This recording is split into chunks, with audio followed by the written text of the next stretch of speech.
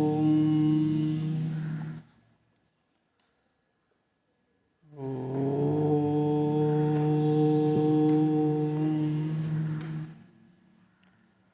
ఓం సహనా భవతు సహనౌ భునత్తు సహ వీర్యం కరవావహై తేజస్వినావదీతమస్తు మా విద్విషావహై.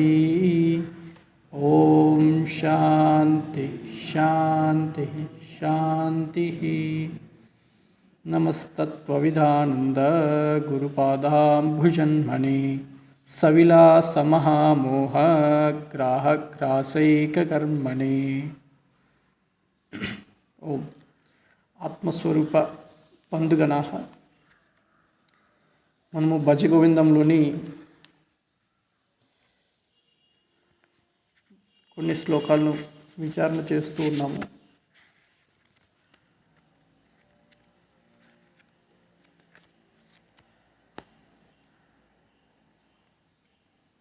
యావద్విక్తోపార్జనసక్తః స్థావన్నిజపరివారో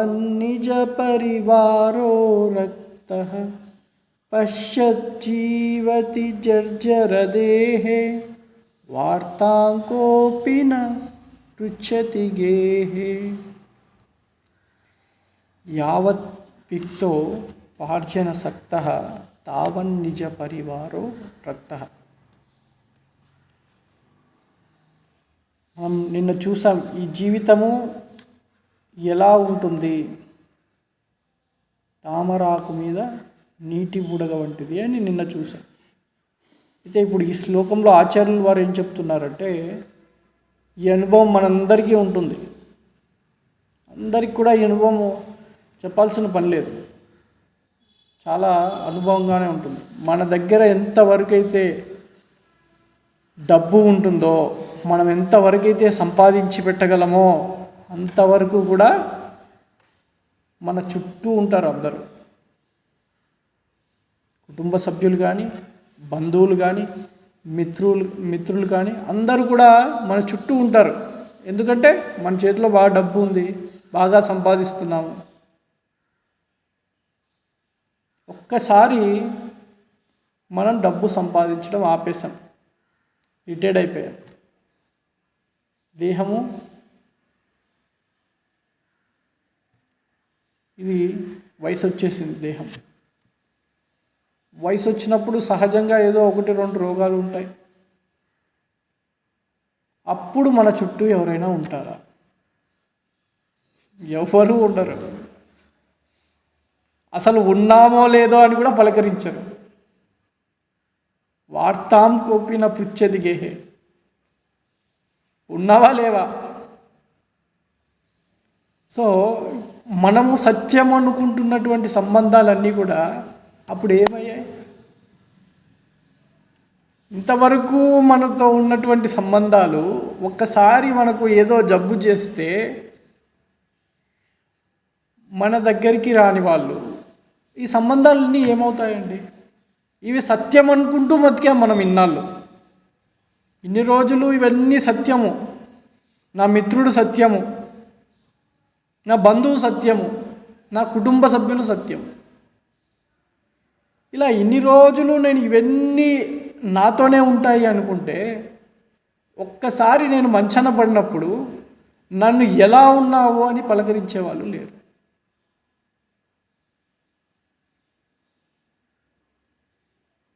చూడండి, ఈ వైరాగ్యం మనకు కావాలి.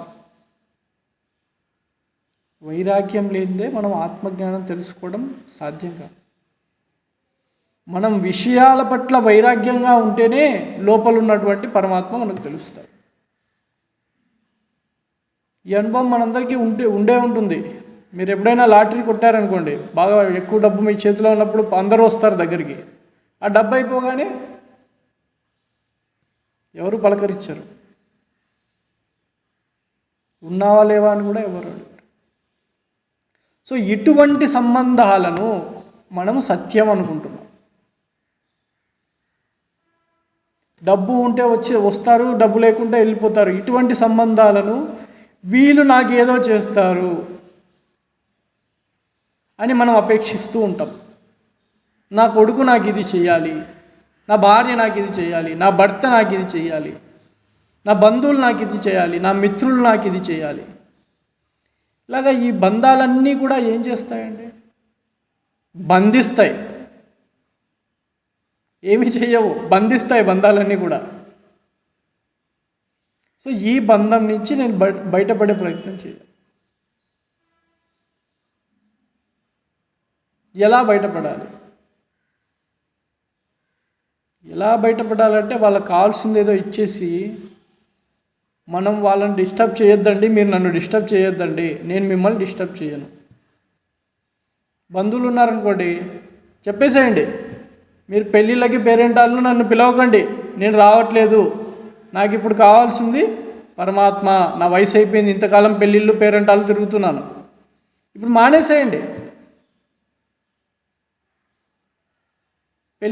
పెళ్ళిళ్ళు ఇంకా పెళ్ళిళ్ళు పేరెంటాలు తిరుగుతూ ఉంటే మనం పరమాత్మను ఎప్పుడు తెలుసుకుంటామండి?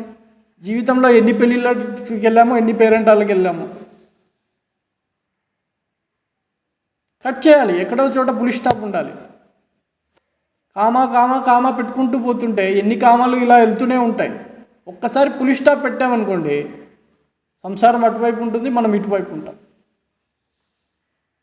సో ఈ బంధాలన్నిటినీ మనం ఒక చోట పులి స్టాప్ పెట్టాలి. ఇప్పుడు మీరు పులి స్టాప్ పెట్టలేదనుకోండి, పులి స్టాప్ అదే పడిపోతుంది. దేహం వదిలినప్పుడు అదే పులి స్టాప్ పడిపోతుంది. అంతటిదాకా వెయిట్ చేయాలా? అంతటి వరకు వెయిట్ చేయాల్సిన పని లేదు. మనం సత్యం తెలుసుకోవాలి అంటే ఇప్పుడే పులి స్టాప్ పెట్టేయాలి. దేహం పడిపోయేంత వరకు ఎందుకు? మా గురుగారు తత్వవేదాంత స్వామీజీ చెప్తూ ఉంటారు, dead for your self right now అని. దేహంతో ఉన్నప్పటికీ ఇప్పుడే చనిపోండి. ఇప్పుడే చనిపోతే ఏ బంధం ఉండదు మనకి. ఇంకా దేహంతో ఉంటాము, కానీ బంధాలకు ఒక పులి స్టాప్ పెట్టేస్తాం. సో అది కొంచెం వివరించండి. ఇదండి డెడ్ ఫర్ ఇప్పుడే జీవించి ఉండగానే నేను చనిపోయిన శవం అనుకోవాలి. వేటి పట్ల? మనకు ఉండేటువంటి బంధాల పట్ల. ఇప్పుడు కొడుకు ఉన్నాడు, కొడుకు కావాల్సిందో మనం ఇచ్చేయండి. మన దగ్గర ఇలా పట్టుకోవాల్సిన పని లేదు, మన దగ్గర ఉన్నది ఇలా పట్టుకోవాల్సిన పని లేదు, ఇలా వదిలేసేయండి. అతనికి కావాల్సిందేదో అతనికి ఇచ్చేయండి, భార్యకు కావాల్సిందేదో ఇచ్చేయండి.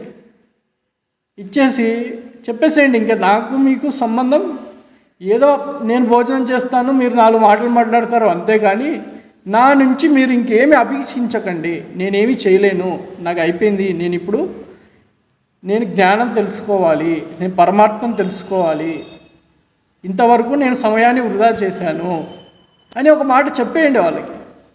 ఫస్ట్ అంటారు అలా కాదు ఇలా కాదు అంటారు. ఒక వారం 10 రోజులు 6 నెలలు గడిచిన తర్వాత ఈయన ముందే మంచి మాట చెప్పాడు అని వాళ్ళే అనుకుంటారు. వాళ్ళు సైలెంట్ అయిపోరు, వాళ్ళ మనసులో అదే ఉంటుంది. కానీ మిమ్మల్ని ఏమంటారు? వద్దు నాన్న, అలా కాదు, నువ్వు ఇక్కడే ఉండాలి, అలా చేయాలి, ఇది చేయాలి, ఊరికే మాట వరుసకంటారే. కానీ వాళ్ళకి ఎలా ఉంటుంది లోపల? ఒక బరువు తగ్గింది అన్నట్లు వాళ్ళకు ఉంటుంది. అలాగా మన ప్రతి బంధానికి కూడా మనం చూసుకోవాలి, ఏ బంధం నన్ను బంధిస్తుంది. ఒకప్పుడు ఏమవుతుందంటే తల్లి అనే బంధం కూడా బంధిస్తుందండి. సహజంగా ఏమనుకుంటారంటే తల్లి అనే బంధము బంధించే బంధం కాదు అనుకుంటారు. కానీ తల్లి అయినా సరే, తండ్రి అయినా సరే, కొడుకు అయినా సరే, భార్య అయినా సరే, మనమడైనా సరే, మనమరాలైనా సరే, ఏ బంధము నన్ను బంధిస్తుంది, ఎవరికి వారు చెక్ చేసుకో. ఏ బంధం బంధిస్తుంది అనుకుంటే ఆ బంధానికి పులి స్టాప్ పెట్టేయాలి. వాళ్ళకి చెప్పాలి, వాళ్ళకు ఒక మాట చెప్పేయాలి, మీరు నన్ను ఇక మీదట డిస్టర్బ్ చేయకండి, నేను మిమ్మల్ని డిస్టర్బ్ చేయను. ఇలా చెప్పామనుకోండి, ఓసారి 2 సార్లు ఏదో ఇలా అన్నాడేంటి, ఇలా అనకూడదు కదా, నేను నీ కొడుకును కదా అని వాళ్ళకి ఏదో ఆలోచన ఉంటుంది. వాళ్ళకు మీరు అది 10 ఒక 3-4 సార్లు చెప్పారనుకోండి, వాళ్ళు సెట్ అయిపోతారు. అప్పుడు ఏమవుతుంది, మీరు బ్రతికి ఉన్నా కూడా ఆ రిలేషన్కి మీరు చనిపోయారు, కట్ చేసుకున్నారు. కట్ చేసుకోవడం అంటే మీరు వెళ్ళి కొట్లాడాల్సిన పని లేదు. పిలిచి నిదానంగా చెప్పండి, నా విషయం ఇది, నేను ఇంతవరకు టైం వేస్ట్ చేసుకున్నాను, ఇప్పటి నుంచైనా నేను టైంని సద్వినియోగం చేయాలనుకుంటున్నాను. కాబట్టి నేను కొంచెం నన్నుగా ఉండేవండి, మీ పని మీరు చేసుకోండి, నన్ను ఇన్వాల్వ్ చేయకండి, నాకు కొంచెం రెస్ట్ ఇవ్వండి, నన్నుగా ఉండనివ్వండి. అప్పుడు ఏమవుతుంది, మనం అన్ని బంధాలు ఉంటాయి, కానీ వాటితో అటాచ్మెంట్ ఉండదు. సహజంగా అందరినీ ఎలా ప్రేమిస్తామో వారిని కూడా అలాగే ప్రేమిస్తూ ఉంటాం. సో కాబట్టి ఏం చేయాలి, మనం డెడ్ ఫర్ నౌ, ఫ్యూచర్ కోసం వెయిట్ చేయకండి. ఎప్పుడో చనిపోయాక బంధాలకు పులి స్టాప్ వస్తుందని వెయిట్ చేయకండి, ఇప్పుడు ఇక్కడ పులి స్టాప్ పెట్టేయండి.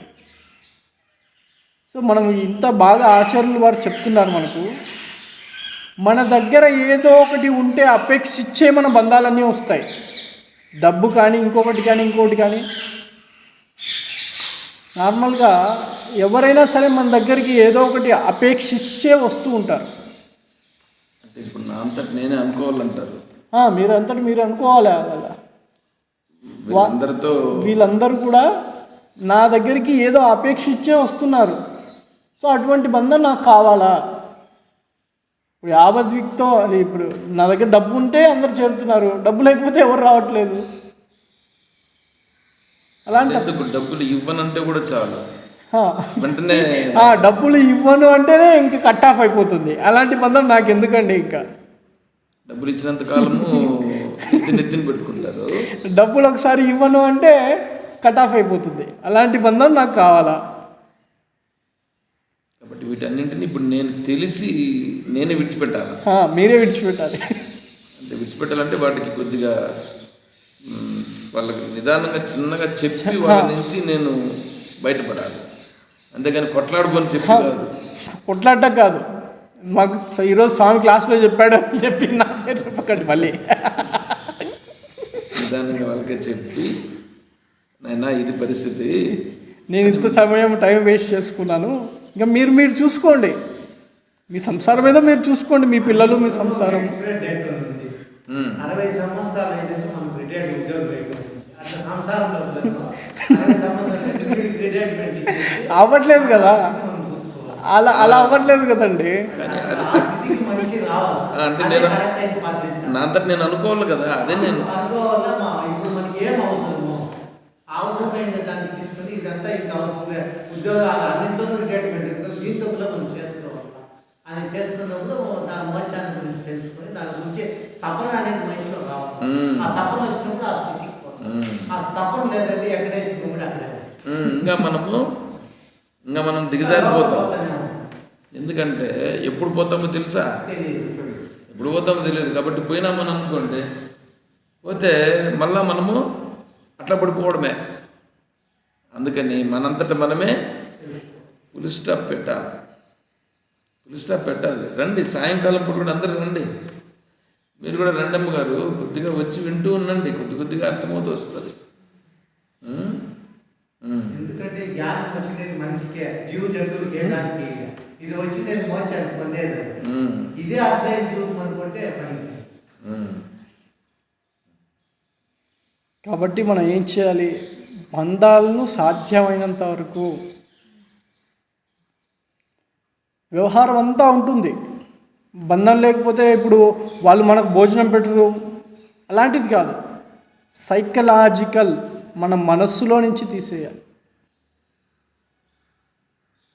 ఇప్పుడు మనకు భోజనం కావాలి, వాళ్ళ ఇంట్లో ఉంటున్నాము, వాళ్ళ కొడుకు ఇంట్లో ఉంటే కొడుకు ఇంట్లో ఉంటాము, వాళ్ళు భోజనం పెడతారు, ఆ భోజనం చేసేసి మన పని మనం చూసుకోవాలి. అయితే సైకలాజికల్గా ఆ బంధం కట్ ఆఫ్ అవ్వాలి. ఫిజికల్ సెకండరీ, సైకలాజికల్గా మనం చూసుకోవాలి. అంటే సైకలాజికల్ మనసులోని భావన. నేను నా కొడుకు నుంచి నేనేమైనా అపేక్షిస్తున్నానా? నా కొడుకు ఇలా ఉండాలి, నా కూతురు ఇలా ఉండాలి, నా మనమడి ఇలా ఉండాలి, నా మనమరాలు ఇలా ఉండాలి, నా కోడలు ఇలా ఉండాలి, నా అల్లుడు ఇలా ఉండాలి.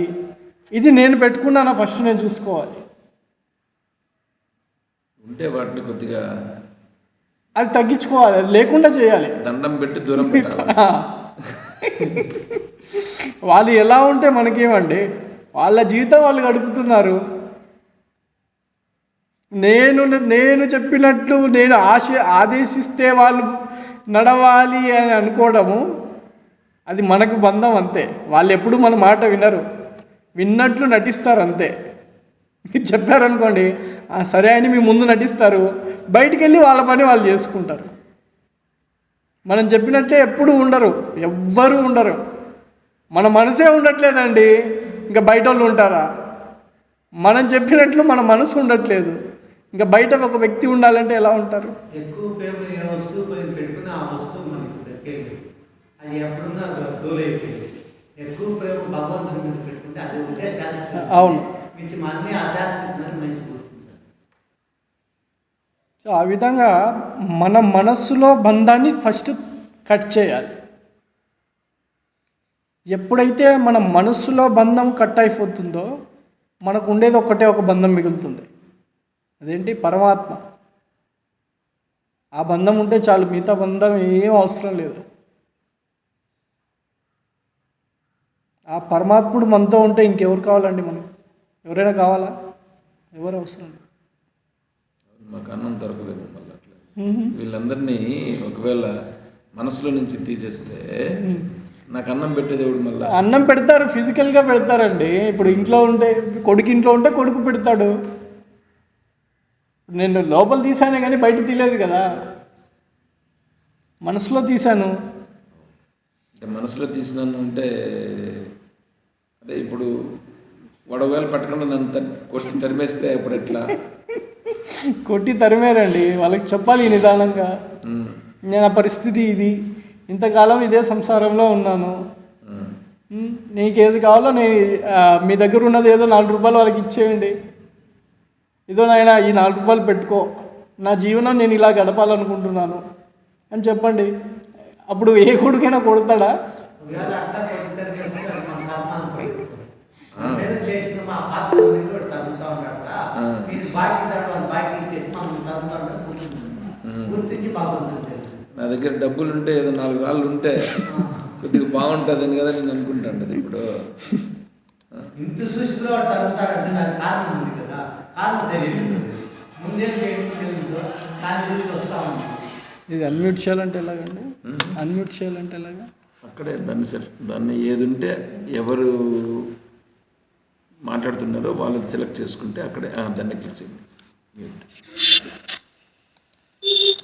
జై శ్రీకృష్ణ సార్. అమ్మ చెప్పండి సార్. ఇప్పుడు ఉన్న డబ్బులన్నీ వాళ్ళకి ఇచ్చేస్తే నీ దగ్గర ఇంకేముంది నిన్ను చూడడానికి అని బయటికి తరుగుతారు సార్ ఖచ్చితంగా.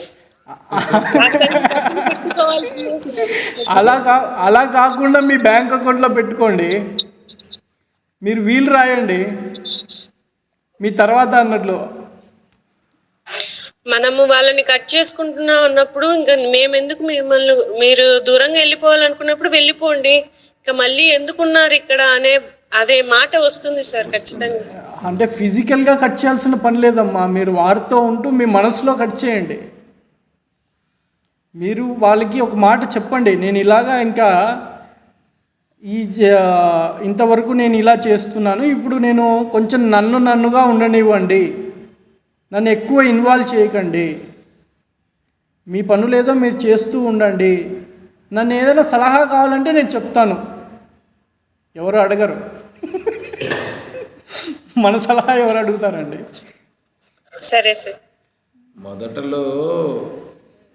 మొదటలో మనం అలాగే ఉండాల్సి ఉంటుంది. ఇలాగా మానసికంగా మనం ఏం చేయాలంటే ముందు మనం ఒక లెవెల్ ప్రిపేర్ కావాలి.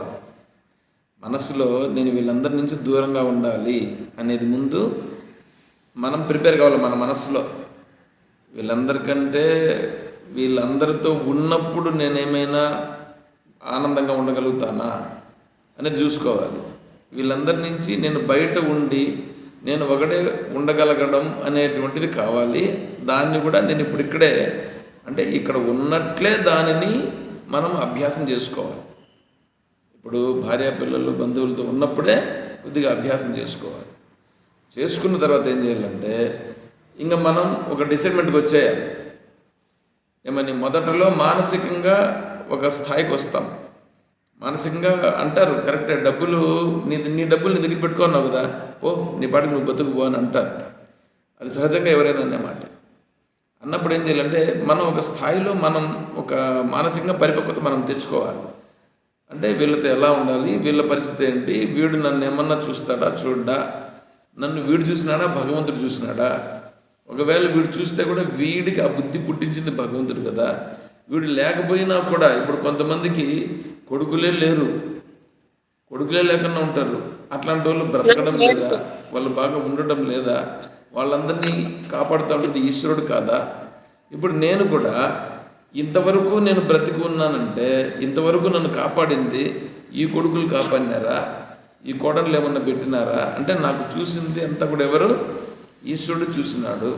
కాబట్టి ఆ ఈశ్వరుడే నేను నమ్ముకుంటాను అనేటువంటి పరిపక్వతకు రావాలి. ఎప్పుడైతే వస్తామో అప్పుడేమవుతుందంటే అప్పుడు వీళ్ళందరితో ఉండినా ఒకటే లేకపోయినా ఒకటే అనేటువంటి పరిపక్వత వస్తుంది. అది నువ్వు అక్కడ ఉన్నట్లే తెచ్చుకుంటే ఇంకా మంచిదే. ఆ తర్వాత ఏంటంటే వాడు నువ్వు ఇంట్లో నుంచి పోవయ్యా అనే లోపలనే మనమే ఇల్లును కూడా విడిచిపెట్టేసి స్వామి దగ్గరికి వెళ్ళి సన్యాసం తీసుకొని హాయిగా ఉండగలిగేటువంటి పరిపక్వత మనం తెచ్చుకోవాలి. మనకంటే ముందు వాళ్ళని ప్రిపేర్ చేస్తే సరిపోతుందేమో అనుకుంటున్నారు సార్. మనము ప్రిపేర్ అయ్యే దానికంటే ముందు వాళ్ళని ప్రిపేర్ చేస్తే సరిపోతుంది. ఎప్పుడు కుదరదు, ఎప్పుడు కుదరదు. అంటే ఇప్పుడు మేము భగవద్గీత క్లాస్ వింటున్నాము, ఇలా ఉన్నాము, నేను ఇలా అవ్వాలనుకుంటున్నాను అని ఇప్పుడు మా అమ్మాయికి నేను చెప్పేశాను సార్, ఇలాగా ఇలా ఉంటాను. చెప్పండి, అది చెప్పండి, అది చెప్పండి. అది చెప్పడం అనేది ఏంటంటే నీ స్థితిని నువ్వు చెప్తున్నావు, అంతేగాని వాళ్ళను ప్రిపేర్ చేయడం కాదు. దాన్ని వాళ్ళను ప్రిపేర్ చేస్తున్నాం అనడం కాదు. అది వాళ్లకు మన పరిస్థితిని వాళ్ళకు వివరిస్తున్నాము అనేది. అది అక్కడ వాళ్ళకు మన పరిస్థితిని వివరిస్తున్నామే కానీ వాళ్ళని మనం రెడీ చేయట్లా. నేను వెళ్ళిపోతాను, నేను వెళ్ళిపోయిన తర్వాత నువ్వు ఎట్లా ఉండాలో చూసుకో అని అట్లా ప్రిపేర్ చేయడం కాదు.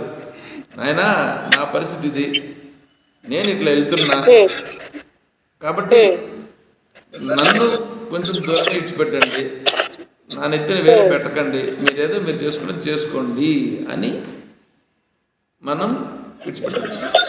ఇప్పుడు బృహదారణ్యక ఉపనిషత్తు ఉందండి, ఉపనిషత్తు అదంతా ఆరణ్యకం అని అంటారు అనమాట.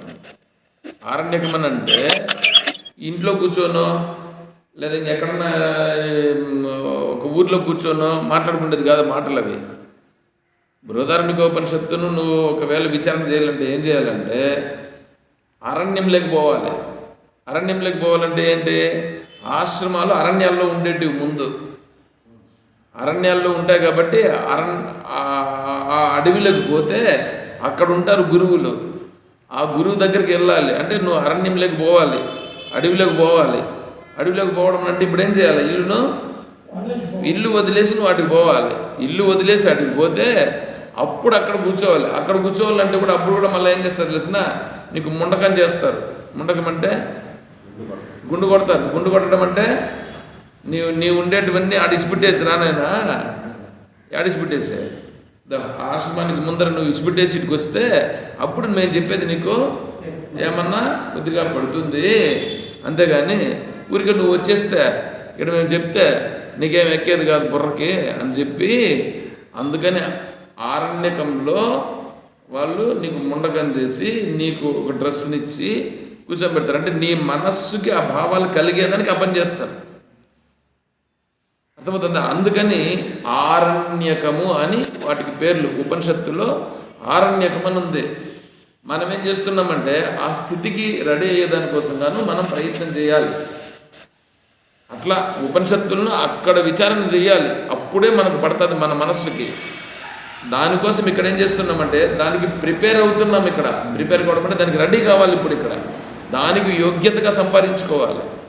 ఆ యోగ్యత సంపాదించుకునే దానికి మనకు ఆశ్రమాలు ఉన్నాయి. దాన్ని ఇప్పుడు ఏం చేశారంటే ముందు అరణ్యాల్లో ఉన్నాయి కాబట్టి ఇప్పుడు అడవులు అనేటివి అంత తగ్గిపోయినాయి కాబట్టి ఆశ్రమాలకు ఎక్కడో ఒక జగలు పెట్టారు. అందుకే ఇప్పుడు ఆశ్రమం అనేటువంటిది ఎక్కడైనా ఉందనంటే అక్కడ ఖచ్చితంగా మనకు ఒక సాధువు కావాలి. సాధువు ఉంటే అది ఆశ్రమం అవుతుంది, సాధువు లేకుండా ఉంటే అది ఆశ్రమం కాదు. ఎందుకంటే సాధువు లేడు. సాధువు లేనప్పుడు నీకేం చెప్పేవాడు ఉన్నాడు? నీకు చెప్పేవాడు లేడు. చెప్పేవాడే లేకపోతే ఆడుండి ఒకవేళ ఎవడన్నా వచ్చి చెప్పినాడని అనుకో, ఒకవేళ వచ్చి చెప్తే వాడు ఎక్కడున్నాడు? వాడు సంసారంలో ఉన్నాడు. వాడు సంసారంలో ఉండే వాడు సంసారాన్ని విడిచిపెట్టమని చెప్తాడా లేదా సంసారాన్ని పట్టుకోమని చెప్తాడా? నేను ముదిగుబ్బలో భగవద్గీతను గురించి విచారం చేసిన. లాస్ట్లో వచ్చేటప్పుడు ఉండండి పర్లేదు. ఈడ స్వామి ఏమనుకోవద్దండి.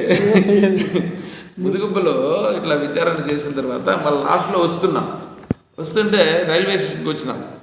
రైల్వే స్టేషన్ అంటే రైల్లో బుక్ చేసుకున్నాం, బస్సు చేయాలి. సరే ట్రైన్ అంటే టయానికి అందరూ వచ్చేసారు. అక్కడికి అందరూ వచ్చారు. అందరూ వస్తే ఒక అతను ఏంటంటే అతను ఆశ్రమానికి ఎప్పుడు వచ్చి వినలేదు కానీ ఆయన బయట ఆ సౌండ్ మైక్ పెట్టింటే దాన్ని విన్నాడంట. ఆయన కూడా వచ్చి ఆయన నన్ను పట్టుకొని, స్వామి ఒక నిమిషం ఇట్లా దూరంగా తీసుకుపోయి నాకు ఒక సలహా ఇచ్చాడు.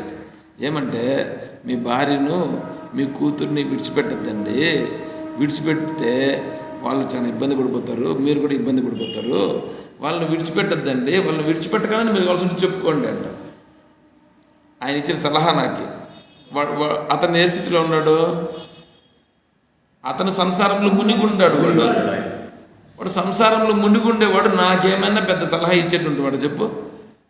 వాడు చెప్పిన సలహా ఇది నాకు. సంసారంలోనే ఉండు అని చెప్తాడు.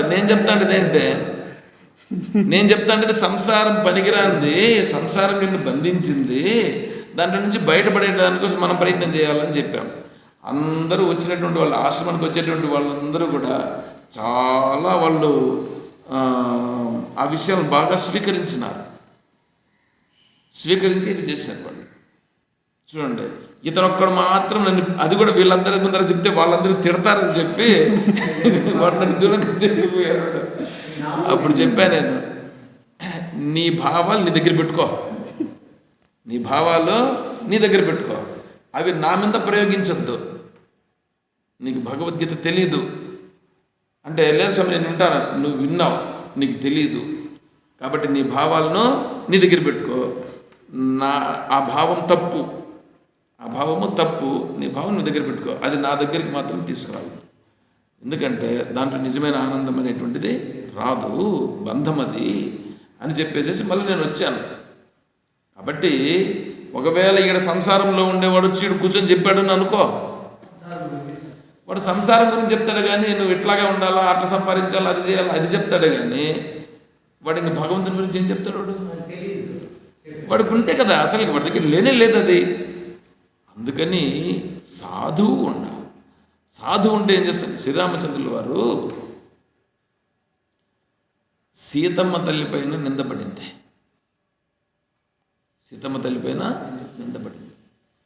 అది గూఢచారుల ద్వారా శ్రీరామచంద్రుల వారికి తెలిసింది. సీతమ్మ కూడా గూఢచారులను పెట్టుకుని ఉంటుంది. ఇప్పుడు శ్రీరామచంద్రుల వారికి విషయం తెలిసిపోయింది. ఇట్లా గూఢచారులు చెప్పాడు. చెప్పితే ఇప్పుడు నేను భార్యను విడిచిపెట్టాలన్నా పట్టుకోవాలా? చూడండి, ఈ మథనం స్టార్ట్ అయిపోయింది శ్రీరామచంద్రుల వారిలో.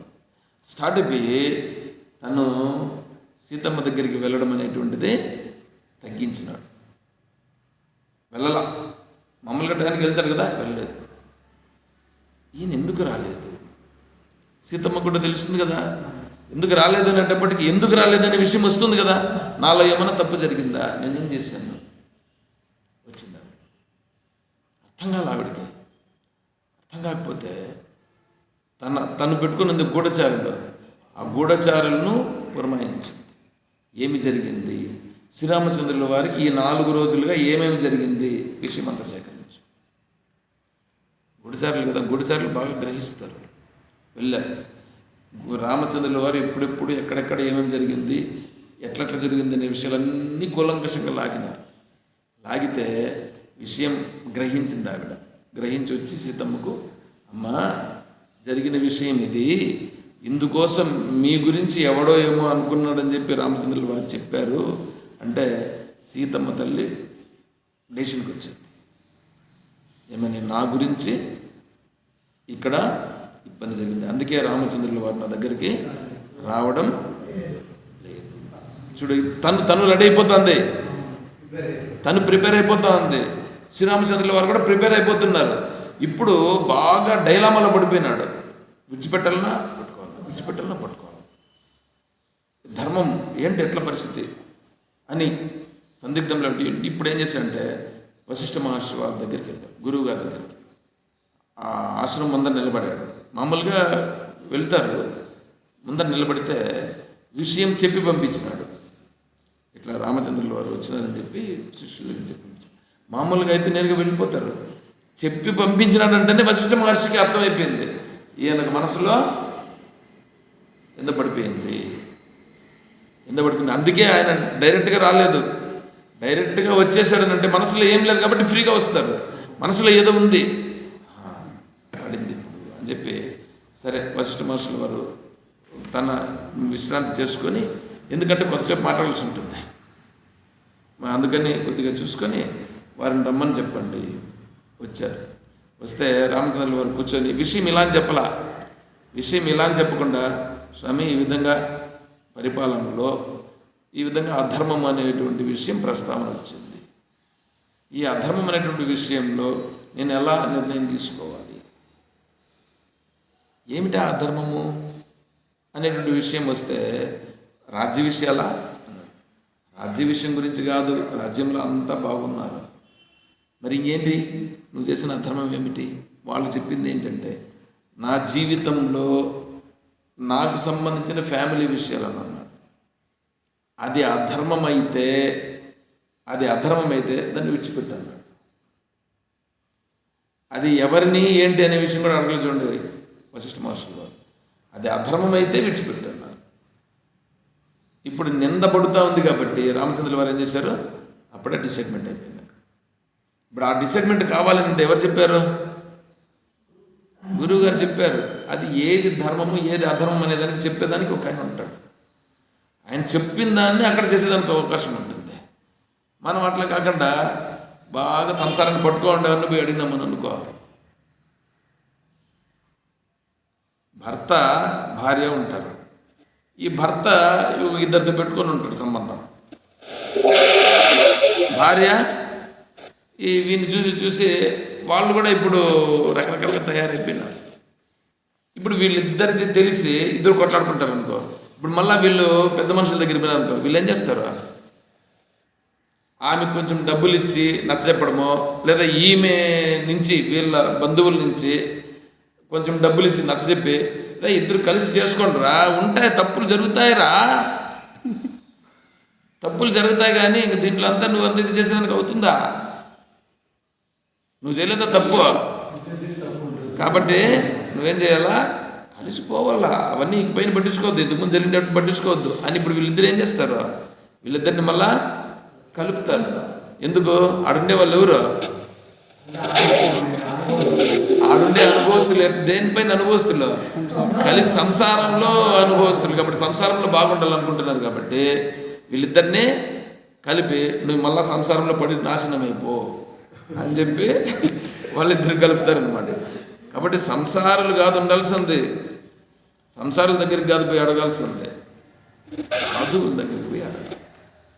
అర్థమవుతుందా? ఇప్పుడు మనం విచారణ చేస్తున్నది ఎవరు చెప్పిండేదే? జగద్గురువులైనటువంటి ఆచార్యులు వారు చెప్పిన మాటలు మనం విచారణ చేస్తాం. జగద్గురువులు ఇప్పుడు ఇక్కడే ఉన్నారు, మనమందరం ఉన్నట్లు లెక్క. జగద్గురువులు ఉన్నారు, వారు చెప్పినటువంటి మాటలు మనం పట్టుకుంటున్నాం. కాబట్టి సాధువుల దగ్గరికి పోయి అడగాలి, కానీ ఏదైనా జరిగితే ఎవరినంటే వాళ్ళందరినీ పోయి అడగడం కాదు. సార్ అక్కడ సీతమ్మది తప్పు లేదు కదండి సార్. తప్పు ఉన్నా లేకపోయినా నా నుంచి వాళ్ళకి అపకీర్తి వస్తుంది కాబట్టి నేను ఇక్కడ ఉండాల్సిన పని లేదని సీతమ్మ గారి నిర్ణయానికి వచ్చారు. అది నా వలన వీరికి అవన్నీ మీరు చూస్తే అర్థమవుతుంది. అసలు వివాహం చేసేటప్పుడు వివాహంలో చెప్పే మంత్రాలను మీరు వింటే దాని అర్థం తెలిస్తే దానికి అది తెలుస్తుంది. ఆయన చెప్పేటువంటి వాడు కూడా గంటలు ఏంటంటే శబ్దం పెడుతుంటాడు, టగడగడగా వాళ్ళు కొడుతూ ఉంటారు.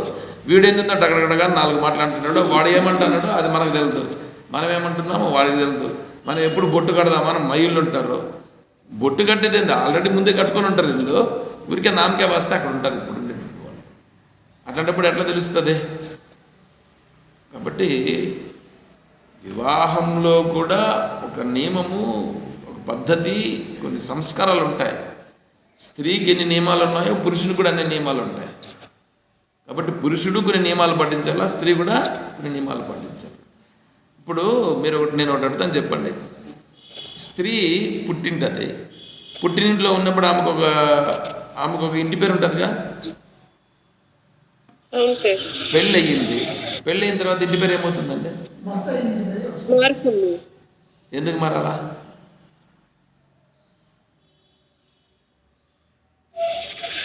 ఎందుకు మారాలా? ఏమి అదే పేరు పెట్టుకోవచ్చు కదా. ఏంటి అర్థము?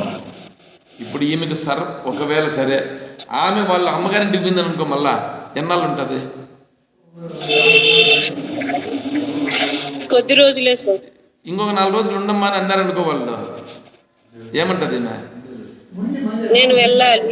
ఏటకి వెళ్ళాలంటది? అత్తారింటికి సార్. అత్తారింటికి పోవాలంటుందా? మా ఇంటికి వెళ్ళాలంట. ఏటికి మా ఇంటికి పోవాలంటుంది సార్. మా ఇంటికి పోవాలంటుంది. అంటే మా ఇల్లు అంటే ఇప్పుడు ఈ ఇల్లు ఏదే? పుట్టి పెరిగిన ఇల్లంతా కూడా ఈమెది కాదు, ఈమెది కాదే. మరి ఆ ఇల్లు అనింది కదా, అది నా ఇల్లు అనింది కదా. అది నా ఇల్లు అన్నప్పుడు ఆ ఇంటి పేరు, ప్రతిష్ట, గౌరవం, మర్యాద అది నాది. అర్థమవుతుందా?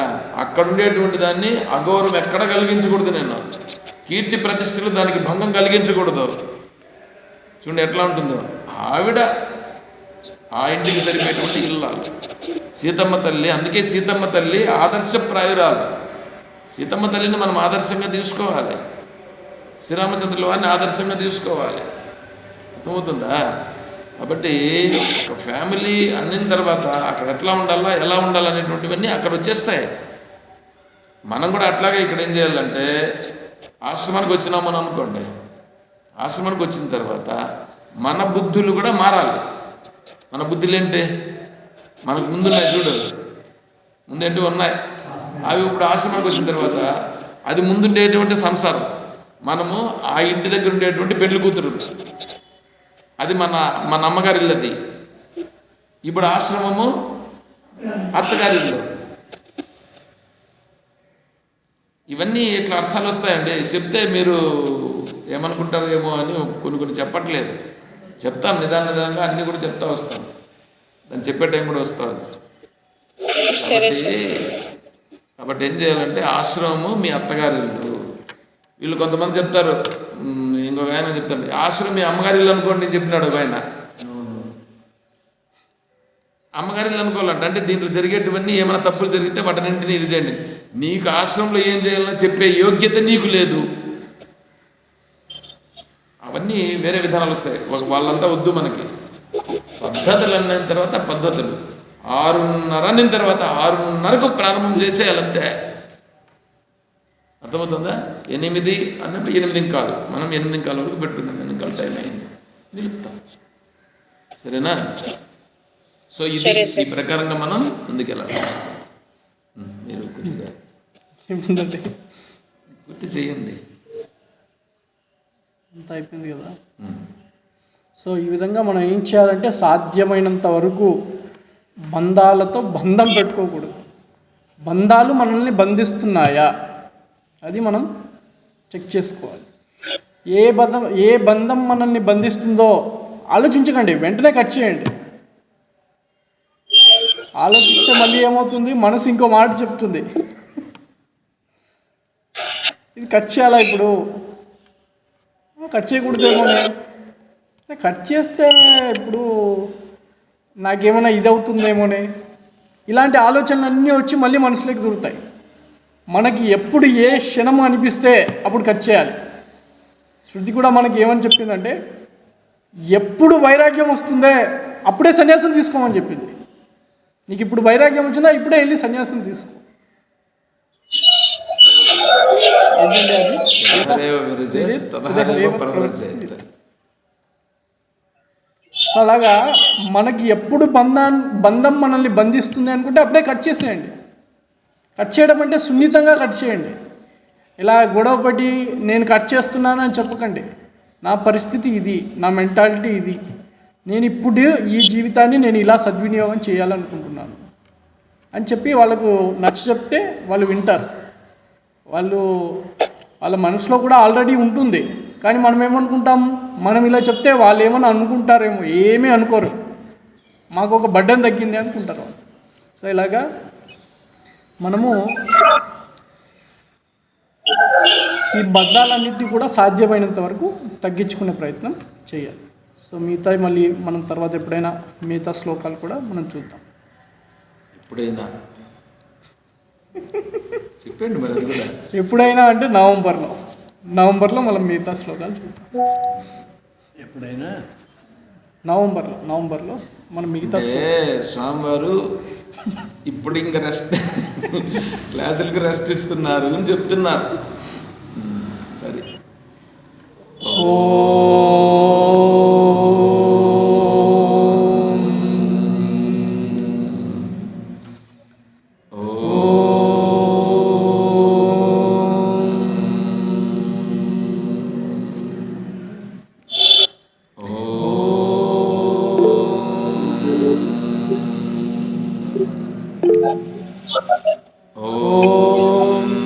असतो मा सद्गमय, ॐ तमसो मा ज्योतिर्गमय, ॐ मृत्योर्मा अमृतङ्गमय, ॐ शान्तिः शान्तिः शान्तिः. हरिः ॐ तत्सत्. ॐ सर्वं श्री सद्गुरुचरणारविन्दार्पणमस्तु.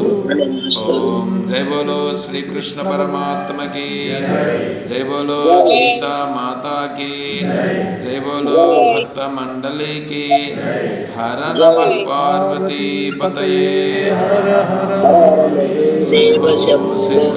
शंकर सीताराम. हरिः ॐ तत्सत्. ओम పైగా పెళ్ళి అయిన తర్వాత అత్తగారింటికి పోయినాక ఆ పుట్టింటి పైన అంత అది